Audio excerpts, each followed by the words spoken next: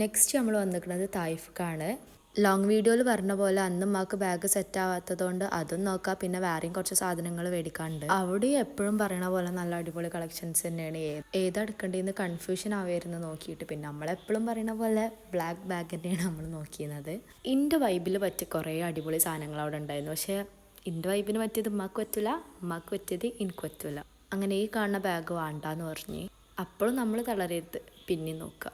ഇപ്പം നിങ്ങൾ വിചാരിക്കുന്നുണ്ടാവും ഉമ്മാക്ക് ബാഗ് നോക്കാൻ വന്നിട്ട് ഞാൻ എന്തിനാണ് ഈ സെലക്ട് ചെയ്ത് ഓവറാക്കണമെന്നുള്ളത്. ഉമ്മാക്ക് എന്ന് പറഞ്ഞിട്ടാണ് മേടിക്കണമെന്നുണ്ടെങ്കിലും ഉപയോഗം എനിക്കാണ് ഏറ്റവും കൂടുതലായിട്ട് വരല്. അപ്പം ഞാൻ എൻ്റെ വൈബിന് പറ്റിയ സാധനങ്ങൾ തന്നെ ഇങ്ങനെ തപ്പി പിടിച്ചെടുക്കുകയാണ്.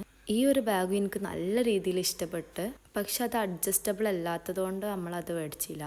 അങ്ങനെ ബാഗ് നോക്കി ബോറടിച്ചപ്പോൾ വേറെ എന്തെങ്കിലും നോക്കാമെന്ന് വിചാരിച്ചിട്ട് നമ്മൾ ഹെയർ ആക്സസറീസ് നോക്കാൻ പോയി.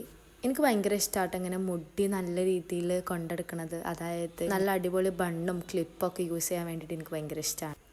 ഈ തലയിൽ വെച്ചിരിക്കുന്ന സാധനം എനിക്ക് നല്ല രീതിയിൽ ഇഷ്ടപ്പെട്ടു, പക്ഷേ അതിനുള്ള സമയം കഴിഞ്ഞെന്നാണ് ഞാൻ വിശ്വസിക്കുന്നത്.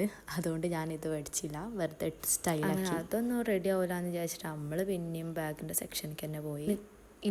ഈ ഒരു ടൈപ്പ് ബാഗ് എന്തോ എനിക്കിഷ്ടമാണ്, ബട്ട് മമ്മിക്ക് ഇഷ്ടമല്ല. അപ്പം നമ്മൾ അതും എടുത്തില്ല.